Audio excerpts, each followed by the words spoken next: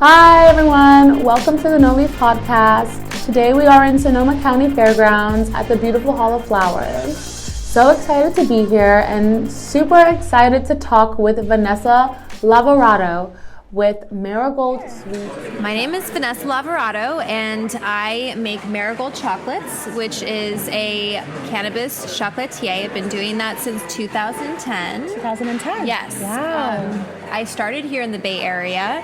And then I moved down to Los Angeles, and I've been a co-host on Viceland's Bong Appetit, Amazing. which is a cannabis cooking show.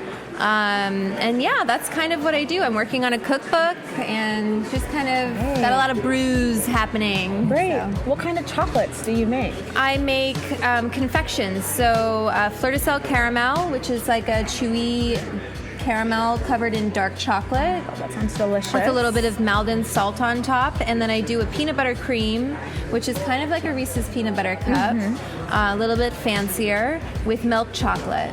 Wow. Yeah. What's the process to make them? Oh, God. Well, now it has, the industry's become recreational, so I used to do it at home, one at a time, very small batch. But now with the regulations that are in place, that's just not possible. I mean, I was operating under Prop 215. I was making it for my fellow patients. And now I'm going and working with a co-manufacturer, and I've been talking with DeFonse, and we are. That's good. Yeah, so they're based in Oakland, and I love being in the Bay Area. So. Yeah. Are you from the Bay Area? Yeah, I'm a mix between Bay Area and then Canada. Oh, good. Oh, good. Yeah. So when you decided to choose Oakland, did you choose it for the purpose of the community of San Francisco and Oakland, or? I mean, there are two manufacturers in the state that have the machines that I need in order to make my chocolate, so my options were pretty limited. I see. DeFonse is really focused on just making chocolate. They're not vertically integrated, so they're not making, distillate and cultivating and distributing. They're really focused on making beautiful chocolate, and that's really what I need. Wow. Because as an artisan, I'm very particular about what I want my product to look like. Of course. And also just like for consumers, like they want to know that it's a beautiful and well-crafted product. So yeah, I mean, I also just love the Bay Area. I love Oakland. Yeah. I went to Berkeley. I lived in San Francisco. I mean, I've lived in Oakland, and I'm happy to be back in the Bay Area making the chocolates here. Also, the weather is really good for chocolate. I was going to say, I think the weather is perfect for chocolate. Yeah, it's a little bit cooler. I would eat your chocolates every single day. I hope so. That's what I want to hear. Wake up and be like, Vanessa, thank you so much. Exactly. I get a lot of thank yous. I have a lot of, that was how everything started for me, was from making the chocolates. I was asked to be on the show because a friend of mine who has a cafe down in Los Angeles called Squirrel. I love Squirrel. Yeah. In Silver Lake? Yeah. Jessica. Oh my gosh, they're Virgil so Village. good. Yep. Yes, Virgil Village. Yeah. Virgil Village, Squirrel, please go. Yeah, it's really the good. bowls are amazing. Yeah, she has the crispy rice bowl. Yeah, Jessica is a friend of mine, and she does a jam. But she knew about my chocolates, and she was asked to do the show. She couldn't do it. And she's like, "Oh, you should meet Vanessa. Her chocolates are great." And then I was supposed to do a segment, and then I was asked to be a co-host, and it just turned into, we did 40 episodes. So wow. Yeah. So to make this chocolate, you talked about how you did it yourself. So what kind of machine do you need, and how long does that take? Well, so I need a confectionery machine that will make the actual caramel, so heat it up instead of being on the stove with a copper pot. There are machines that can do that and mix it and then pour it out, because it's going to be such larger batches. Oh my God. Right. Because of lab testing, you can't really do small batch anymore, because if it's $800 in lab testing, you make a batch of 1,000 chocolates, your margins are going to be not great. So you have to do larger batch, but we're still going to do artisanal elements. And just because something is made by machine doesn't mean that it's not artisanal. Of course. There's so much tooling that goes into it, and making sure the recipe is just right. Of course. So you cook it, you pour it into molds, or I can see it now. It gets. They have a machine that can actually extrude and cut the caramel, and then it'll go down an enrobing machine. And it'll pour chocolate over top of the caramel, and from underneath. and then we'll salt it because I always like to have like a handmade touch. Of course. And that's something that you can't do with a machine. You have to do it by hand. And then it'll go down a cooling tunnel and get packaged up. Wow. And how much cannabis do you put in your chocolates? 10 milligrams per chocolate, just to not go over the state limits. I think that I might be providing a lower or a CBD, THC balanced, like a 5-to-5, 1-to-1 ratio, so that people can, if they don't want to eat 10 milligrams of THC, they can have a little bit of CBD with it. But yeah, that's 10. great. I used to do 25 back before, and that was people loved it. Oh, that's so great. So how long have you been in the industry? Like, that sounds so good. I mean, since 2010, I've been making chocolates, but I didn't really get into shops until I guess 2015. So was that one of your goals, to get into the shops, or was that I always stayed away. Honestly, I was afraid. I was word of mouth. If people knew me, you know, I was just very small. And then I met the owners of a dispensary close to me in LA, Cornerstone Collective. Oh, good. And they, I spoke to the owner. It was very serendipitous. I felt comfortable, the team, Carlos and Erica, they've just always been focused on patience and knowing what their patients need. And they saw my chocolates and they wanted to carry them, and I felt safe. Yeah.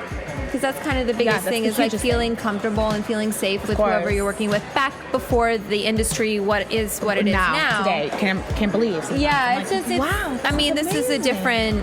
We're in a different world than we were before. So, that was the first shop I worked with. I've always worked with compliant dispensaries, just because I want to support people who are willing to take the risks and go through the effort to legitimize cannabis.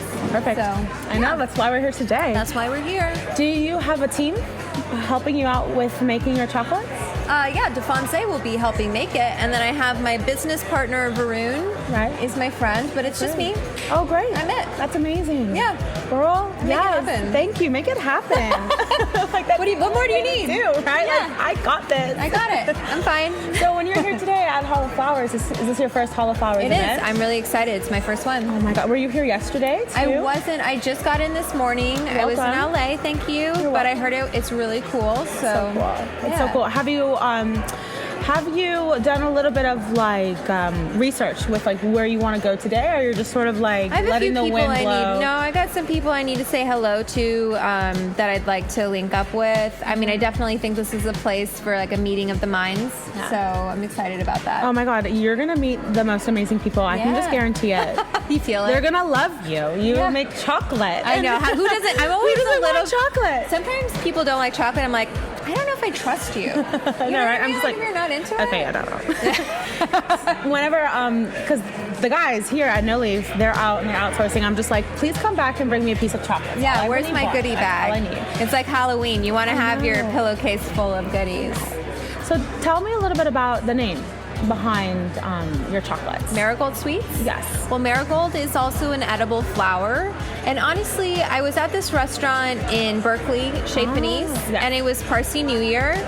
And there were marigolds everywhere, because marigolds are a very spiritual and powerful flower. Oh, very much so. One of my favorite flowers, actually. Yeah, and they also they have so many benefits to them, and even just keeping your garden safe. And so I just that was how the name came about. So yeah. So where do you hope Marigold Sweets will go in the future? I always want Marigold to be kind of if you think about fashion, more of my couture line. So I want it to be artisanal and not everywhere.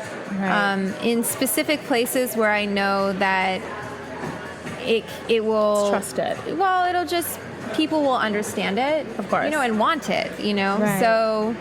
I don't want it to be everywhere. I like to really know the dispensaries that I work with and slowly grow it. Oh, but sweet. not, I mean, I'm not doing it to make the big bucks. I'm doing it. Of course, right. I just like it's a beautiful product, and it's just like there's so much love that goes into it. Where can we find more about the product? Do you have an online store? Well, I don't. I mean, I can't have an online store just because I don't have a dispensary license, but it will be available in dispensaries soon. I'm working that's with. Exciting. Yeah, I'm excited. It will be back in shops. You can find out more on the website marigoldsweetsco.com. Marigoldsweetsco.com. But then my Instagram is usually where I post everything. Oh, of course. Right? IG, yeah. I just I'll just put it on my Instagram. Vanessa Marigold is my handle, and I post about that a lot. But hopefully one day I'll be able to have the dispensary or have like a little chocolate shop where, That's what I was envisioning. I was like, I'm going to come. I can already see myself sipping some tea or coffee and like having a little beautiful artisanal chocolate made by Vanessa with love. Sitting with me at my cafe. Awesome. That sounds amazing. Yeah. So with your success, like being on TV and also like having your own idea of like where you want to go directly. How do you like come across challenges? Like what do you do to mix across those challenges and to stay focused? I think just being patient and taking things in stride and knowing that there's a time for everything. I mean, a lot of the hurdles that I've overcome have just been like rethinking how I'm going to go about my business. Whereas before I was really dead set on getting a space and getting a license and trying to build out a chocolate factory. Yes, of course. And then you realize like, wait, do I really want to like own a factory and lose my mind trying to do that, like working with the city, and it's just like very expensive. I don't have like millions of dollars to do that. So looking at co-manufacturing was definitely there are multiple paths to get where you're going. Of course. And it doesn't always have to be the way that you think it's going to happen. Right. So as long as you can see where you want to go, you can get there. And being open to different ways of getting there. I'm happy that you say that because I feel like this industry is booming immensely. And it's also something that's slightly new, but has people who have been using cannabis for so long. For so long. And to see it grow in such a professional, curated, beautifully detailed way. And then also to find people who are like-minded and professional too in their endeavors to like get this product out there. And so where do you hope to be, And after you talk to these people, like how does this inspire you to keep on going? Well, I mean, I think that my passion for cannabis is what keeps me going and wanting to educate people and to, like today on the plane, I met this woman, Vicky, and she was like, I take sleeping pills and I'd love to know more about marijuana, as she likes to call it. I was like, yeah, I'll tell you all about it. And, I think that they're, for her generation, I mean, she's a grandma, and I think that for her generation, it was really taboo, and I really think that it's something that they can use that will be highly beneficial because they take so many pharmaceuticals to help with aches and pains and sleeping at night. And here's this plant medicine that can be used instead that has, like the side effects compared. I mean, what are the side effects? You get the munchies. I know. Like, that's not the worst side effect. I mean, it's not such a bad giggle a little bit too much. I want some of those munchies, please, thanks. Yeah. So, I think that that's kind of where I want to go into education, and then also looking at equity because, like, we look around and we look at how legitimate this industry is, but then there's still this issue that people are incarcerated for something that we're profiting off of. Yes. So, of course. I think that's something that I would like to be more involved in, however I can. However I can use my platform, or just being there and being. I don't know. Tell me how I can help, because I don't want to I just think by making chocolate, you definitely help. Yeah, but I think equity programs and there's a lot of tools out there. Yeah. For individual independent buyers. Makers, manufacturers, distributors you can partner up with here. here at this event is exactly like who you're gonna meet. You're gonna meet the people that you need because they're just like right next door. Right. And that's the most amazing thing about this. It's like people want to help. Right. You know, like you have a need, you want to help. They're like, oh, let me connect to this person, or let me connect to this person. And it's not all about like getting high and like being a pothead. It's more about like, no, let's build something productive. Right, exactly. I mean, I think that's what I've really seen has been changing over the years is just like more people getting into the industry.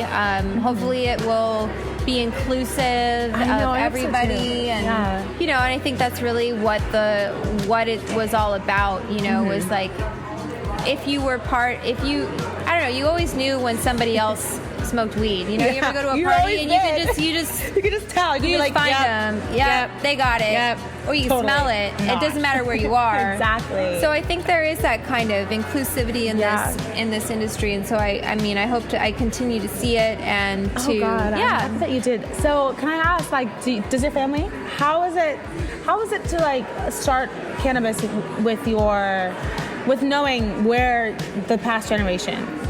My parents were pretty conservative, and so they didn't understand to begin with. But when my mom talked to me about it, you know, I said to her, if I was selling Adderall to kids and working for a pharmaceutical company, you'd have no problem with that. So I'm helping people. I help people sleep. I help people with pain, and I don't feel ashamed of that. I'm actually, it's what keeps me going is like hearing how much the chocolates are loved. Right. And then I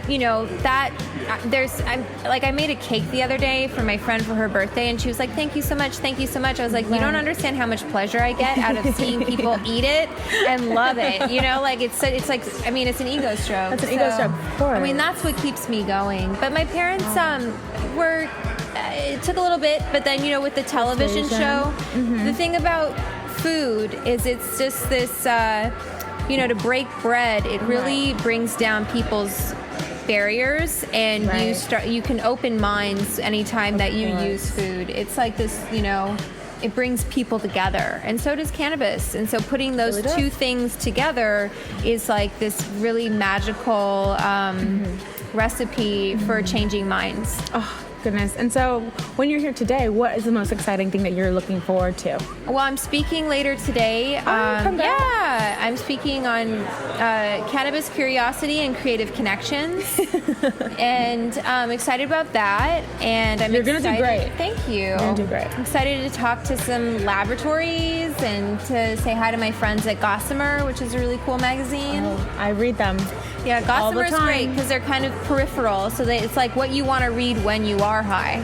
So yeah, they're awesome. And then I love Dope Girls isn't here, but Dope Girls Zine is a really cool magazine based in Atlanta. And their proceeds go to Planned Parenthood Southeast. Oh, so, that's fascinating. Which is really great because they're exactly who needs to get money. It's like we're in a bubble here in California. We need to be like supporting our women. Of course, elsewhere. Elsewhere. I totally respect that. Yeah, exactly. Women in weed, it's definitely something that has an ability for leadership. Yeah. For connection, and even like we have a specific way that we can just really connect with other women. Yeah. Knowing that like, hey, like let me help you. Or if you just have a uterus, you know, and you don't, however you identify, you know, weed is great because it helps a lot of things. It helps everybody. I eat chocolate all the time. Well, if you ever, you know, there's a really famous hashish recipe or hashish fudge from Alice B. Toklas, and she says to eat it when you're during like women's league or when you're playing cribbage with the girls. And it's like, I wonder if that was something where women would get together during their during their period and like eat edibles together. Probably. I would, because we're supposed to come together to have like a coven, right? You know? Right. Do you know what I think though too? I think that like when we have more resources available to us too, and to utilize them in such a positive way, like even with your chocolates, like with how you want your chocolate to, whose hands do you want your chocolate to be in? Because you're very specific about this, right? Like you don't want it to be like this big thing. You're very specific about who do you want to be eating Who do you want to know about your brand? Someone who's going to appreciate it. Someone who's really into dark chocolate. Anybody who's into dark chocolate and salty caramel. Chocolate? No, I do milk too. I have like a milk peanut cream. Someone who's like got a sweet tooth. I mean, I don't want to limit it, but sometimes like people don't care if it's, you know, like if it's Hershey's or if it's, you know, Valrhona or Guittard. They just want to eat the chocolate, which is cool. But I mean, it's a higher end product, and I'll definitely I'm excited to do other edibles and have some other products that I'm working on that can't talk about yet. But yeah, I'm excited. A lot of fun things. That's good. Yeah. And I'm really happy that you are sticking with this, you know? No other choice. There's no other choice. It's a sticky plant. You can't leave it. So you gotta stick with it, no matter how sticky your fingers can get. And I think that from here, it's just gonna even get like bigger. This is my first Hall of Flowers, and I'm falling in love with just the people here, who I'm meeting, how nice everyone is. Yeah. Professional. We're all high. It's all right. Really great, really smart. They're so innovative, and I'm like, oh my God. It opens your mind. Mind opening. It opens your mind. That's what the plant does. So for the last thing that I really want to ask you, for someone who like would be curious about, you know, working with cannabis, what would you say to the people out there in the world of like who want to work in cannabis? Who want to work in cannabis, but also like, how do you get your product in their hands? And then what is one thing that you want them to know about Marigold Sweets, about you, and about just working here in cannabis? In cannabis? Well, I think that hopefully they'll go to my partner dispensaries and get some chocolates. And I will be doing more content and educational stuff on how to cook with cannabis. Like I said, I'm working on a cookbook. Yep. Yes, and my Instagram, I try to post a lot. I'm so bad about it, but you know, like when I'm doing fun things like this, and then once the cookbook comes out, and probably while I'm recipe testing it, I'll be posting and getting people excited, and I want people to be involved in that process. Oh man, do you ever need someone to test your recipes out? Yeah.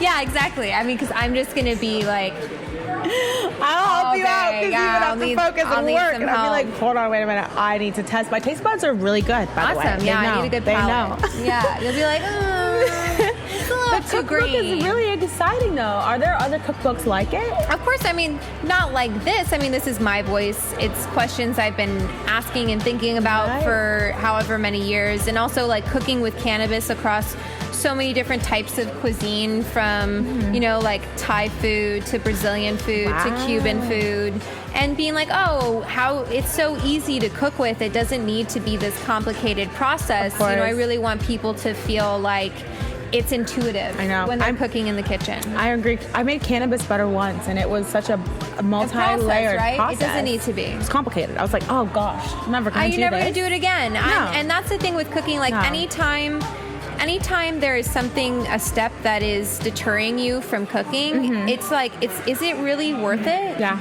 You know, like, sure, if you do the pre-decarb in the oven, you'll activate the most THCA possible. But what's it doing to the flavor? And also, like, I don't want to take that. I don't want to do that. It's too much time. Right. And you can heat it in the butter. Right. You can heat it as you're cooking it. You're going to heat it when you put it in the cookies that you're making. When you're making brownies, that will also heat it and activate it. And having the lab results to prove that, to show like, hey, here are the key temperatures. Here's how long you need to heat it for. Here's what happens when you put it in brownies or put it into alcohol, and helping people to see that it can be very fun to spice up your recipes. It's not so scary as we think. No, it's fun. It's easy. Yes, it can be easy-ish. Julia Childs. Easy-ish. Yeah. Or like Sandra Lee, semi-homemade.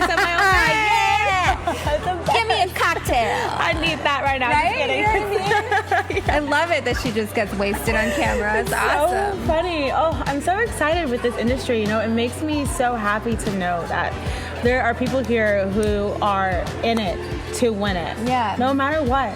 Because even with like your chocolate, like you're just gonna rise up knowing that you are providing something beneficial to people who need, help. A little bit of chocolate goes a long way. Yeah, it does. It goes a long way. Yes. So and it's fun, and as long as I'm having fun doing what I do and I love it, I'll keep doing it. So, and see where it takes me, because I had a dream when I was a baby, 22 years old, and then I took that, and where it's brought me is like not even close to what I could have ever dreamed of. So yeah, you just gotta follow your passion. Keep putting one foot in front of the other. If you ever feel anxiety, especially in this industry, there's a lot of anxiety to be like the first to market and get it done, or otherwise someone else is going to take your idea. What you bring to the table is purely unique to you. Your voice is special, and just follow that and trust your instincts. Great. Vanessa, thank you so much for everything, for just speaking your truth, and for allowing us to hear a little bit about Marigold Sweets and Ponce, and I'm really excited for this cookbook to come out. Where can we find more of you? On Instagram as well, but Vanessa Marigold, Vanessa Marigold on Instagram. And today, have a good time. Have a really good time. You're at Hall of Flowers. This is the premier event to connect you to so many different brands and so many different people. I'm excited. We're Knowleaf. We're the podcast who speak to amazing, curating people who are out there in the world just trying to make it a better place, one chocolate at a time. My friend Vanessa, thank you so much. Thank you. You're welcome. Stick together, women. I'll see you around. We got this. We got this.